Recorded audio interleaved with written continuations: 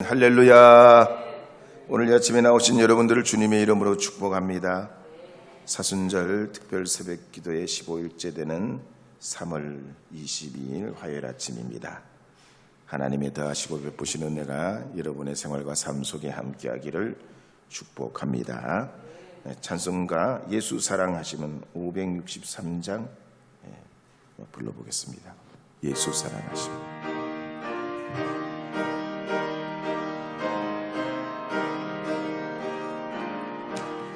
예수 사랑하심은 성경에서 배웠네. 우리들은 약하나 예수 건세 많도다. 날 사랑하심 날 사랑하심 날 사랑하심 성경에 써있네. 손유일 한번 따라 하시도록 하겠습니다. 그의 기쁘신 뜻대로. 이 손목을 앞으로 뒤로 해서 올리시는 거예요. 그의 기쁘신 뜻대로 우리를, 그다음에 예정하사는 저 천국을 바라보시는 거예요. 우리를 예정하사. 다시요. 예정하사.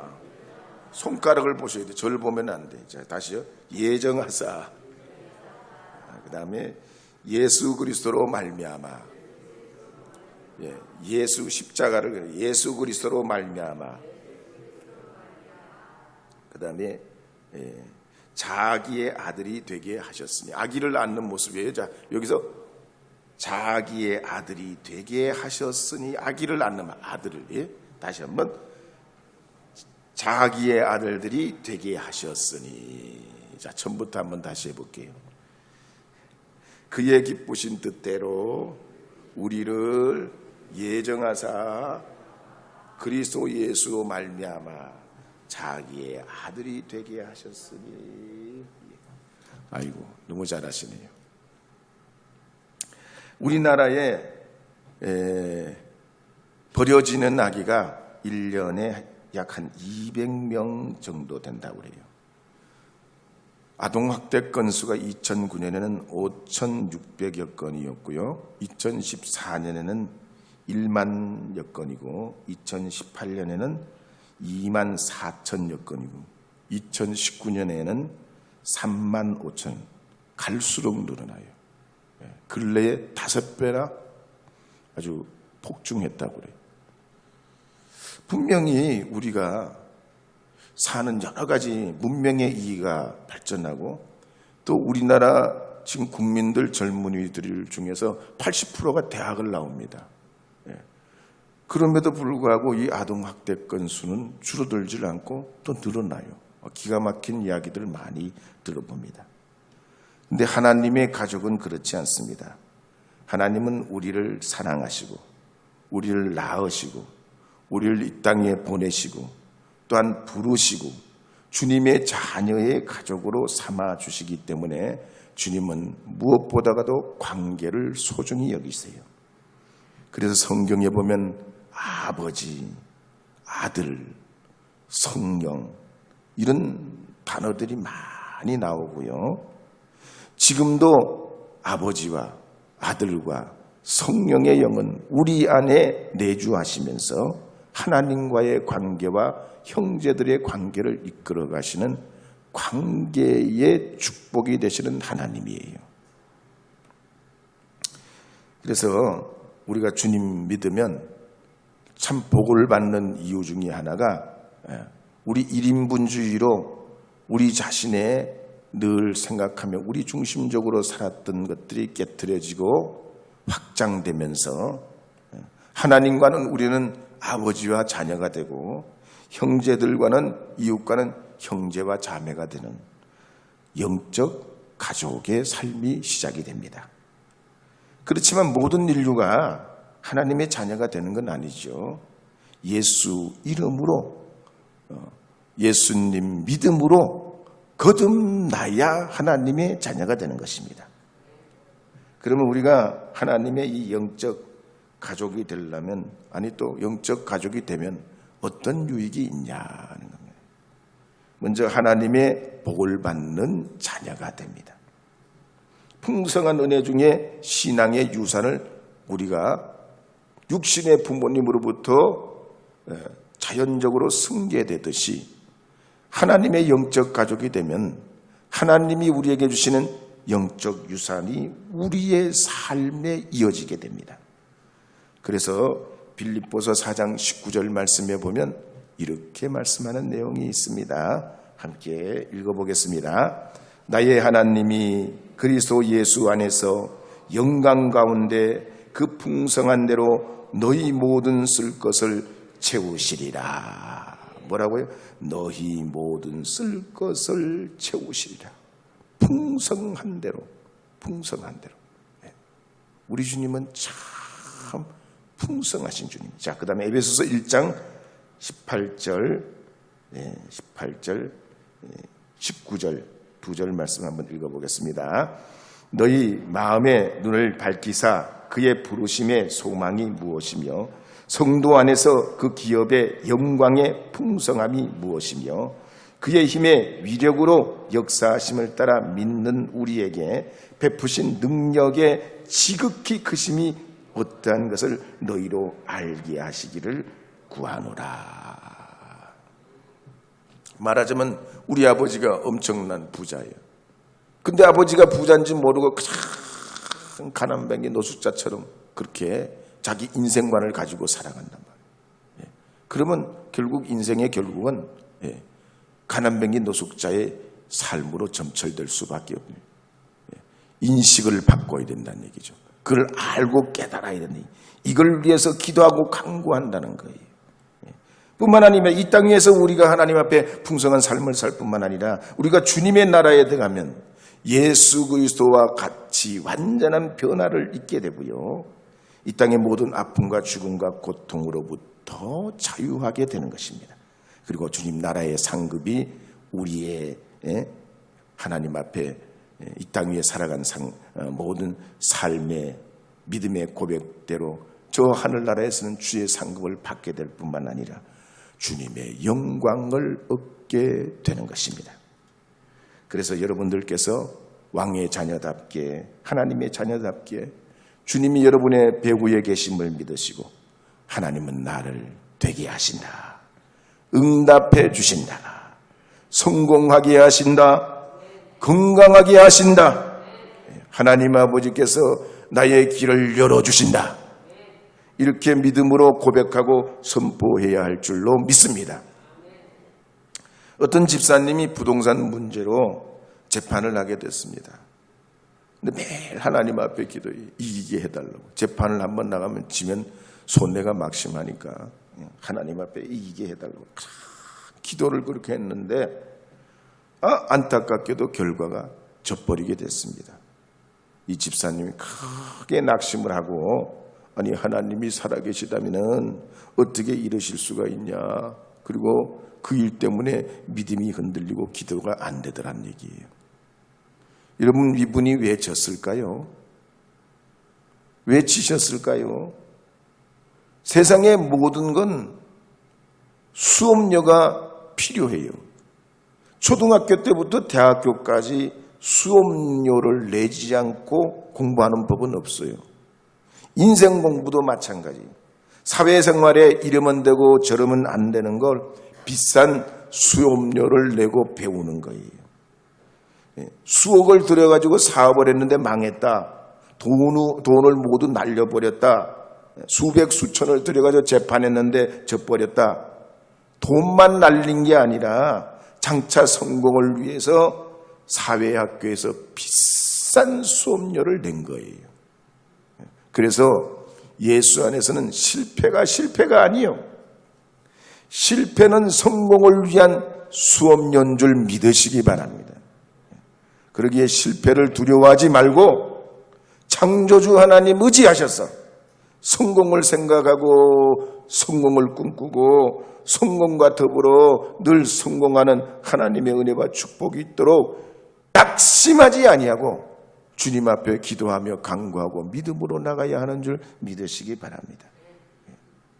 자, 손유희를 한 번 더 따라하겠습니다. 그의 기쁘신 뜻대로.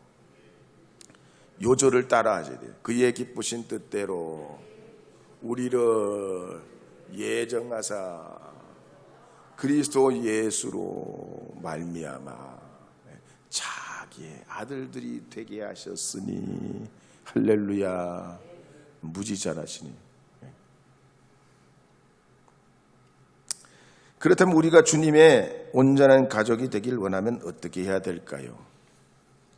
세례의 원리로부터 배울 수가 있습니다. 우리가 믿음 생활을 시작하게 되면 세례 반드시 받게 되죠. 이 세례의 행동과 행위는 상징적인 내용이 함축되어 있습니다. 받는다는 것은 내가 하나님의 자녀가 되기로 했습니다 하는 사실을 공식적으로 세상에 선포하는 거예요. 드러내놓고 난 이제 예수 믿는 사람 됐습니다. 이 얘기가 세례받는 거잖아요. 그러면 세례받은 사람들이 반드시 1년에 적어도 한두 번, 요즘은 코로나 때문에 안 되지만 참여하는 게 있죠. 뭐죠? 성찬이에요. 성찬. 세례 받은 사람들만 성찬을 받게 돼 있잖아요. 왜 성찬을 받아요? 내가 예수 믿기로 결정하고 하나님 앞에 내가 이제 주님의 자녀가 됐습니다. 그 세례를 통해서 모든 사람에게 선포했던 그 첫 믿음, 첫 신앙을 성찬 떡과 잔을 통해서 받고 먹으면서 먹고 마시면서 우리의 신앙을 다시금 갱신하는 그런 것이 성찬의 의미가 들어있는 겁니다. 그래서 나의 옛사람은 그리스도 예수와 함께 십자가에 못 박혔고 나는 이제부터 믿음으로 살겠습니다. 새로운 믿음으로 살겠습니다. 믿음으로 살기를 원합니다. 원래 우리 감리교는 그래서 매주 성찬, 원래 매주 성찬의 전통이 있어요. 실제로 매주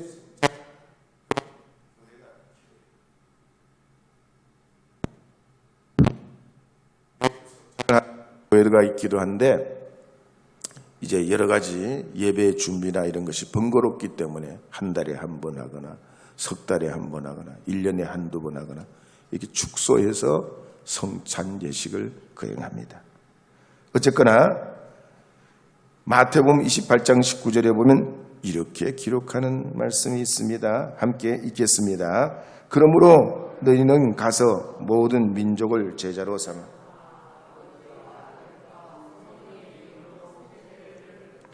아멘. 제자 삼아서 아버지와 아들과 성령의 이름으로 세례를 베풀라는 공적으로 예수 그리스도의 사람이 됐음을 선언하는 사람으로 양육하라는 거죠. 또 고린도전서 12장 13절 말씀에도 보면 이렇게 기록합니다. 함께 읽겠습니다. 우리가 유대인이나 헬라인이나 종이나 자유인이나 다 한 성령으로 세례를 받아 한 몸이 되었고 또 다 한 성령을 마시게 하셨느니라. 아멘. 세례도 물세례만 받으면 안 되고 무슨 세례요? 고린도전서 12장 13절은 뭐라고요? 성령 세례도 다 한 가지로 받아야 된다는 얘기. 약혼 반지만 꼈다고 해서 결혼한 정식 가정이 되는 게 아니죠. 실제로 결혼식을 올리고 혼인 신고를 해야 정식 가정이 되듯이 말이죠. 물세례를 받을 뿐만 아니라 성령의 세례도 받아야지 주님 앞에 믿음의 사람으로 하나님의 가족으로 살아가는 첫걸음이 시작된다는 것입니다. 그래서 하나님의 역사와 주의 은혜가 여러분의 삶 속에 있도록 우리가 왕 같은 제사장이요 또 택하신 족속이요 거룩한 나라요 주의 소유된 백성인 줄 믿고 하나님 앞에 주님 여러분의 삶을 번창케 하심을 믿고 잘 되게 하심을 믿고 풍성한 아버지께서 여러분의 삶을 복되게 하심을 믿고 주 앞에 나아가시기를 주의 이름으로 축복합니다. 예수 사랑하시면 한 번 더 불러보겠습니다. 예수 사랑하시면 1절만 불러볼게요.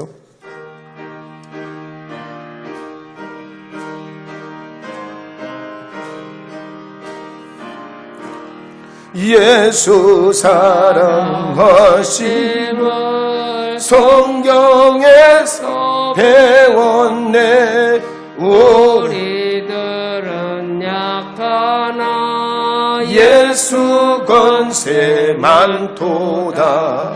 날 사랑하시, 날 사랑하시, 날 사랑하신 성경에 써였네. 우리 하나님 아버지께서는 성경에 보면 한 번도 실패한 적이 없으신 분이십니다. 가난한 적도 없으시고 병 들으신 적도 없으시고 죽으신 적도 없으신 분이 우리 하나님이세요. 그래서 하나님께는 방법이 있고 길이 있고 우리의 삶에 하나님 주신 주님의 은혜와 축복이 있는 줄로 믿고 주님 되게 하심을 믿어야 됩니다.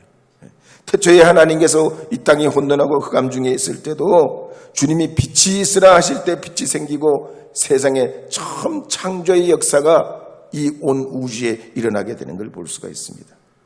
그래서 오늘도 우리 삶 속에 역사하시고 주관하시는 주님 앞에 주여 이 사순절 기간 동안 낙심하지 아니하게 하시고 실망치 않게 하여 주시고 하나님 우리의 삶을 이기게 하심을 믿고 주님 주시는 그 은총을 소망하게 하여 주시옵소서. 믿음으로 주 앞에 나가시는 이 하루의 시작이 되기를 주의 이름으로 축복합니다. 우리 예수 사랑하심을 한 번 더 부른 다음에 말씀에 의지하여 우리 삶을 풍성케 하여 주시고 주님의 가족으로 불러주시고 성령의 은혜로 믿음의 형제가 되게 하신 하나님의 그 은혜를 생각하십시오. 주 예수 그리스도의 이름으로 하나님 앞에 오늘도 믿음에 부여한 자, 우리를 잘 되게 하시는 하나님, 능력 중에 있게 하시는 하나님, 치료하시는 하나님, 우리 주님의 그 구원의 능력이 우리 삶을 얼마든지 이루어내게 하시고 나아가게 하여 주시고 복을 받게 하여 주시고 하나님의 영광 가운데 있게 하심을 믿고 주님 앞에 간절히 기도하시다가 자유롭게 돌아가시도록 하겠습니다.